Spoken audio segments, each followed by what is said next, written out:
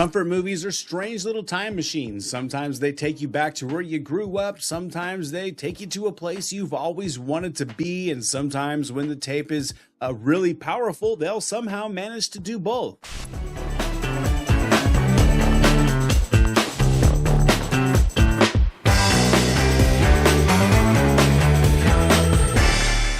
What's up out there, guys? Welcome back to the channel. This is Sunset Video, where the staff picks wall is always stocked. Today's video is all about comfort movies. I'm not ranking the biggest hits or the best reviewed classics or the movies that the professors want you to dissect in a film studies class. This is about the movies we return to because they relax us, they recharge us, they remind us of who we are or who we were, or they help just shut off the noise of life for a couple hours. For this first episode, I'm digging into 5 80s comfort movies that all hit me in different ways. Some are tied to childhood, some are tied to summer, some are just pure stress relief, and one of them may have permanently rewired how I feel about Suspicious Neighbors. So grab your rental card, ignore the late fees, and let's get into this stack of retro comfort classics.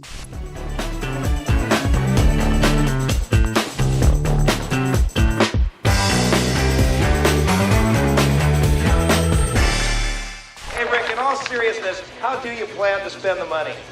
Well, I'm going to Hawaii to surf the big waves from North Shore. Now, to me, North Shore is one of those movies that just feels like a vacation rental in VHS form. The plot is classic 80s sports dream storytelling. A young surfer from Arizona wins a wave pool competition and heads to Hawaii thinking he's ready for the real thing, and then he discovers that surfing the North Shore is not the same as surfing in a pool back home in Arizona. It's a fish out of water story with big waves, bigger egos, tropical scenery, and the kind of life lessons that can only be delivered by a wise mentor near the ocean. And for me, this movie was always a tropical escape as a kid. I found surfing fascinating since I was little. I grew up in Washington where it rained all the time, so the Hawaiian setting just felt like a portal. You put this movie on and suddenly the gray skies outside didn't matter because you were out in the sun near the waves and watching people chase something that looked both impossible and beautiful at the same time. And now, as an oldish man living within walking distance to the beach, North Shore still works on me. It's become feel-good recharge cinema when things are stressful or I feel a little disconnected. This movie reminds me of where I am now and why I wanted that beach life in the first place. And I think that's one of the strange things about comfort movies, isn't it? I mean, sometimes they remind you where you came from, sometimes they remind you where you wanted to go, and sometimes years later down the road they remind you that you actually made it there. And also, yes, Nia Peoples is in this movie, and yes, she still is a childhood crush. Yeah, thanks. What happened?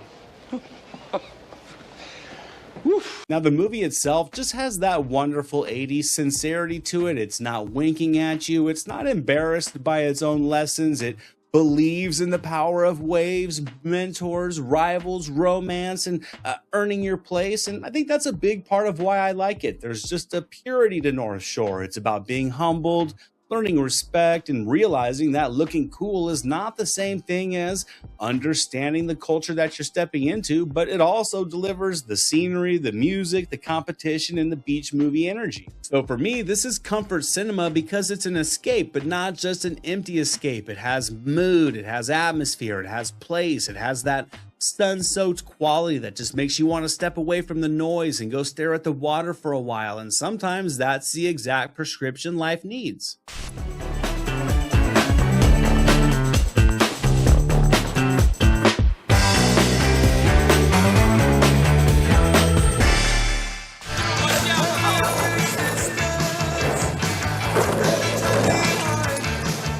Now, Thrashin is a pure 80s time capsule with slime ball wheels. It's a skateboard movie, teen romance, a turf war movie, a Southern California fantasy, and a neon splashed excuse to watch rival skate crews treat downhill roads like gladiator arenas. The story follows Corey, played by Josh Brolin, in one of his earliest roles. He spends the summer in LA and, of course, gets pulled into the world of competitive skating, falls for the sister of a rival gang leader, and ends up tangled in a very 1980s battle between skate crews. And look, is this the most realistic depiction of youth culture ever put on film?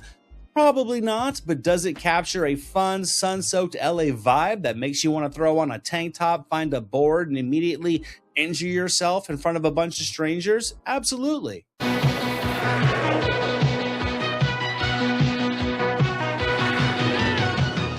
Growing up, I've always had a love of Southern California and just the atmosphere down here. I remember coming down here on a vacation a couple times over summer break, and even though I never crossed the daggers or entered a downhill death race, this movie just captured that feeling I had about this region. The sun, the streets, the attitude, the sense that everything was a little bit bigger, brighter, louder, and a little bit cooler, and maybe just a little bit more dangerous than where I grew up. I mean, I think Thrashin made Southern California feel like its own movie universe, and now, all these years later, living down here and driving through areas that connect back to movies like this, I'll catch myself smiling because there are days when I'm out working, passing through some sunlit stretch of the city, and suddenly this movie pops into my head. It makes me want to instantly go home and put it on, and I think that's the definition of comfort cinema. Not because the movie's perfect. Comfort movies don't have to be perfect. Sometimes they're actually better when they're a little scuffed or a little goofy or overconfident, and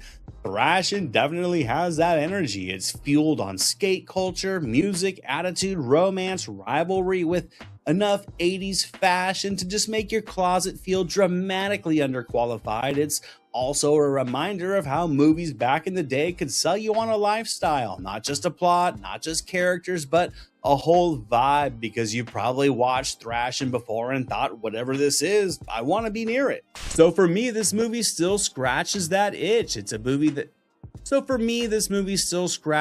It's a comfort watch because it connects me to that kid who looked at Southern California as this sunny, cinematic promised land, and now that I'm here as an adult, it feels even warmer.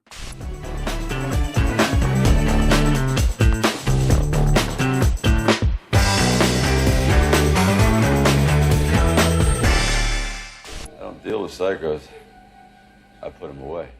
Now, Cobra is one of the first movies that really pulled me into the action genre, and really what an introduction it was, because this was not a subtle movie. Subtlety took one look at Marion Cobra cutting pizza with scissors and left the building. As we all know, Stallone here plays Marion Cobra. He's a cop inside of the zombie squad who exists inside of that wonderfully specific 80s action dimension where a procedure was optional, sunglasses were armor, and one-liners were gospel. The plot in this one is simple. Cobra's protecting a witness from a violent cult-like crime group known as the New World or the New Order, but I mean, really, the story is just a framework for all the mood, the attitude, the shootouts, the car chases, the one-liners, and Stallone front and center looking like a human weapon that learned how to chew on a matchstick. And for me, this movie carries a ton of nostalgia. I remember being on vacation to see my little brother. I've never met my real dad personally, but his pops was really a solid stepfather during the short times that we had together back when I was a kid. And during that trip in the summer of 1987, we watched Cobra on VHS repeatedly. So this one just has that pure nostalgia factor for me all around. But beyond that, this one is also a strange kind of stress release movie for me. When life gets loud and messy, sometimes I don't need a gentle comedy or a thoughtful drama. Sometimes I need to shut out all the noise with more noise by stepping into the cartoon world of Marion Cobra and Robert Tepper music montages.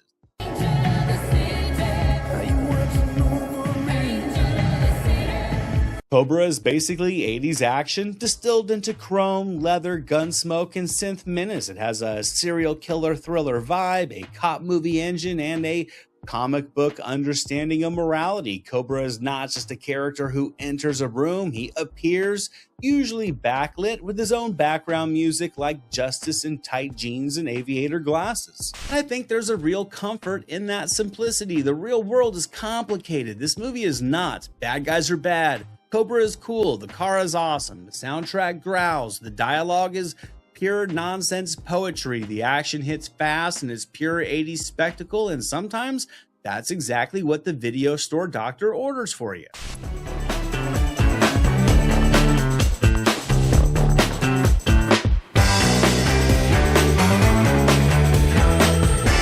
I want you to be nice. until it's time to not be nice. To me, Roadhouse is guilty pleasure testosterone cinema in its purest form. This movie is what happens when a bar fight becomes a philosophy seminar, but the philosophy is mostly kicking people through tables and reminding everybody to be nice until it's time to not be nice. Here, Patrick Swayze plays Dalton, the legendary cooler that's hired to clean up the Double Deuce, this rowdy Missouri bar where the nightly entertainment often includes bad attitudes, broken bottles, medical bills, and partial nudity. When Dalton arrives on the scene, he does so with a calm voice, martial arts skills, a mysterious past, and the kind of hair that I think deserves its own screen credit. And from there, Roadhouse becomes one of the great late 80s action comfort movies. It's filled with bar brawls, romance, monster trucks, Sam Elliott being impossibly cool, Ben Gazzara treating small town villainy like he's running a feudal kingdom with a liquor license, and it's just filled with lines that sound ridiculous yet somehow become immortal the second they leave someone's mouth. So for me, this movie is perfect when I'm in the mood for mindless action, and I say mindless with love because the movie actually has its own strange internal code. Dalton is not just a bouncer, he's a professional. He has rules, he believes in control, he believes in discipline, he is the ultimate cooler. And that's why I think Dalton is a comfort cinema hero. When life gets stressful, Dalton brings you back down to ground zero entertainment. You put on Roadhouse and suddenly your problems aren't your problems anymore. Your only problem is that the Double Deuce needs cleaning up, which is something that's definitely manageable when Dalton's in the lead. Also, this movie is a pure nostalgia blast for me. I think it just takes me back to renting it over the weekend with friends or playing it on VHS when I was doing homework after school. It delivers plenty of action, just enough forbidden rental spice and the kind of grown-up danger that just felt electric when you were younger. And watching it now, I just really appreciate how much it belongs to a simpler era of action movies. Not simpler in a bad way, but simpler in the sense that the movie knows exactly what it is and it gives you exactly what you came for. No cinematic universe, no homework, no algorithmic overthinking, just Swayze, Sam Elliott, a corrupt town, and a bar that needs a deep cleaning with fists. Roadhouse is a movie you put on when you want to relax but not necessarily calm down, and sometimes that's what a day needs.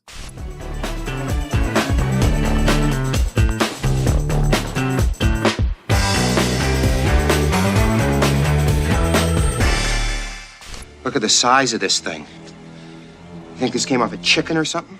For me, The Burbs is one of the all-time comfort movies. It's always been a favorite, and over the years, I've only grown more attached to it. I think the setup is simple and brilliant. Tom Hanks plays a suburban dad trying to enjoy a week off at home. No big vacation, no major plans, just a quiet staycation in the neighborhood. And then the strange new neighbors, the Klopeks, start attracting attention with weird noises and odd behavior and suspicious nighttime digging, a missing neighbor, and before long, Ray and the other guys on the block convince themselves that something much more sinister is happening next door, and from there the movie just becomes this perfect blend of suburban comedy, paranoia, horror flavor, and just pure neighborhood nonsense. Now, I grew up in a rural part of Washington state, so the suburban setting here kind of felt like an escape. This wasn't the big city, it wasn't the woods, it was this strange little playground of cul-de-sacs, fences, garages, noisy neighbors, and weekend routines. And the movie just makes that world feel both ordinary and completely insane. I think that's the magic of The Burbs. It takes place where everything is supposed to be calm and normal, and then it reveals how weird people can get when they have too much free time and a suspicious house to stare at. And as a kid, I loved this movie for the comedy and the mystery, and now as an adult, I relate a little too much to the older characters, which is a dangerous thing to admit, because when you're younger, you watch this and you think these adults are ridiculous. And then he buried him in the backyard. Let's get out of here. I like this. I hate cul-de-sacs. And then one day you're standing in your own neighborhood, noticing a sound or wondering why this weird van is parked out on the street, and suddenly you realize that this movie was kind of a bit of a prophecy, and that's what kind of makes it so much fun. Cast is great as well. Tom Hanks is fantastic. Bruce Dern is great as well. He's just like a full-on suburban military operation in human form. Rick Dukeman is great as well. He's that friend who just makes every bad idea worse. And then behind the scenes, you get Corey Feldman just sitting back and treating the whole neighborhood like free entertainment.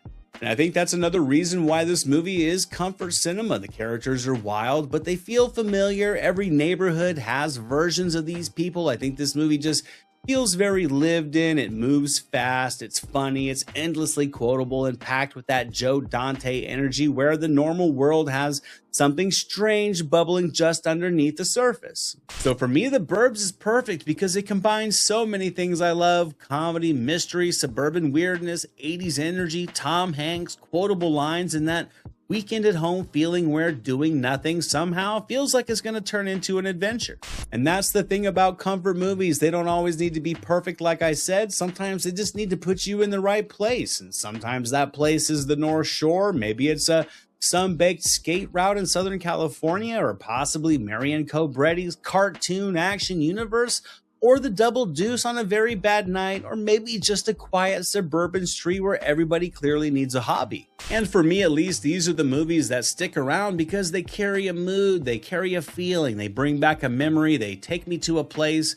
Either way, they give me a reset button when the week's gotten a bit too loud. So now I want to kick it back to you guys. Let me know down in the comments what 80s movies are pure comfort cinema to you guys. Not necessarily the best ones, but the ones that you throw on when you need the cinematic equivalent of putting on an old hoodie and chilling on the couch. And before you guys jump out, if you want more retro movie talk, you can check out my Friday Night Rentals playlist for plenty of cult classics, rental shelf favorites, and VHS era oddities. You can also check out my Summer of 1987 video for some big screen nostalgia from one of the most loaded summers of all time. And as always, guys, thank you for hanging out with me. I hope you enjoyed this video. Thank you for your support of the channel. If you haven't done so yet, like the video, subscribe to the channel, hit the notification bell so you never miss a new video. I got one coming for you guys right around the corner. And until then, movies never say die.